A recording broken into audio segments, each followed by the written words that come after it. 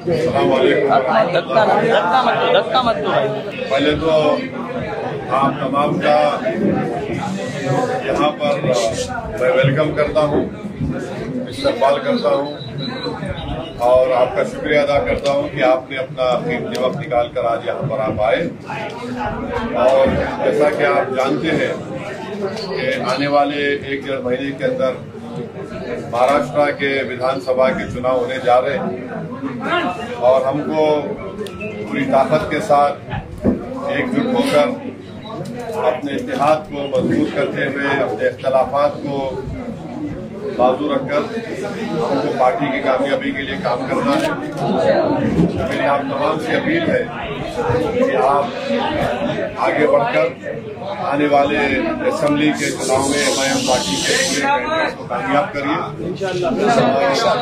आप जानते हैं कि हमने पार्टी ने अनाउंसमेंट के ऐलान किया कि इम्तियाज जलील साहब विधानसभा का चुनाव लड़ेंगे, मुफ्ती इस्माइल साहब, फारूक शाह साहब जो विधायक हैं वो उसी विधानसभा से लड़ेंगे।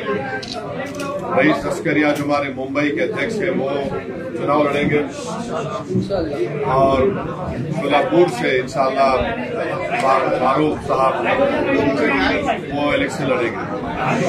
तो मेरी आप तमाम से अपील है कि आप लोगों को मिलकर काम करना है और इंशाअल्लाह ताला अकबरुद्दीन ओवैसी साहब, बराला साहब तो यहाँ पे है, वो भी आएंगे और हमको अपनी पार्टी को लेकर आगे बढ़ना है। कैंडिडेट खड़ा किए जाएंगे और आज शाम में रईस लश्करिया साहब के कॉन्स्टिट्यूएंसी में विधानसभा में एक पब्लिक मीटिंग है, जलसा है, जनसभा है, अब उसमें शिरकत करिए।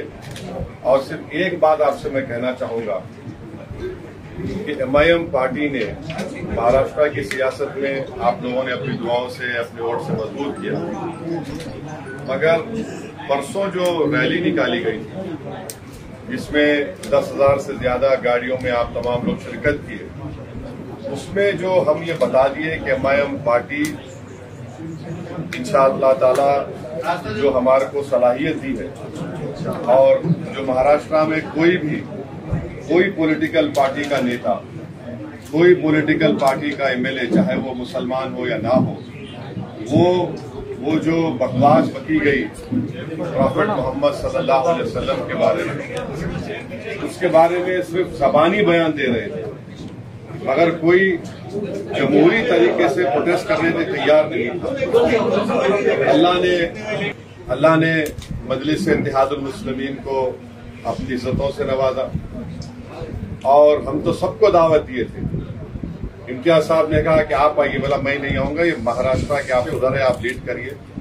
इम्तियाज साहब ने कांग्रेस के, राष्ट्रवादी के और समाजवादी पार्टी और जितने तंजीमें हैं, बड़े बड़े लोग हैं हमारे कौम और मिल्लत, सबको दावत दी कि आप आइए। ये कोई मजलिस पार्टी का प्रोटेस्ट नहीं, मगर कोई नहीं आया। मगर अल्लाह जिससे काम लेना चाहता है, अल्लाह ने इम्तियाज जलील से वो काम लिया और जो महाराष्ट्र के गरीब, मजलूम और फिक्रमंद मुस्लिम अक़लियत में एक बेचैनी थी कि आखिर हम कब तक अपनी बेइज्जती तो हम बर्दाश्त किए, हम अपनी नाइंसाफी को भी बर्दाश्त किए, कई चीजों को हमने देखा, मगर जब हम ये देख रहे थे कि कोई शख्स हमारे नबी, हमारे रसूल सल्लल्लाहु अलैहि वसल्लम की शान में बकवास करने की कोशिश कर रहा है और फिर ऊपर से एक विधायक है जो इस तरह की बातें कर रहा है कि मस्जिद में घुस के मारेंगे, तो उसके खिलाफ हमने प्रोटेस्ट किया। आप तमाम ने उसका साथ दिया। जो नहीं आए वो उनका फैसला था, मगर मैं ये कह रहा हूं कि जो नहीं आए वो एक बहुत बड़ी नेमत और बरकत से महरूम हो गए। जो आए हम अल्लाह से दुआ करते हैं कि अल्लाह अपनी बरकतें उन पर नाजिल फरमाए, अल्लाह उन पर रहम फरमाए, क्योंकि कोई सियासी एहतजाज नहीं था।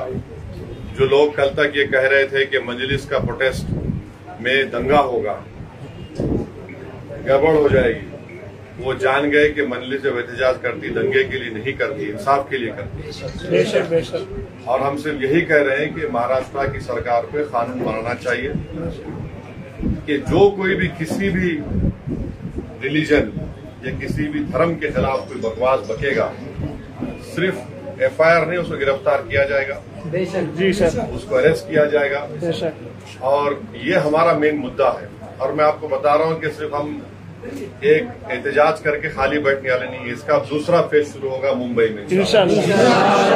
अगर यहाँ की सरकार हमारे डिमांड को कबूल नहीं करेगी तो हम मुंबई में भी इंशाल्लाह पुरअमन तरीके से प्रोटेस्ट करेंगे, क्योंकि आप तमाम पार्टी के जिम्मेदार हजरात हैं, मेंबर्स हैं, प्रेसिडेंट्स हैं, जनरल सेक्रेटरी हैं।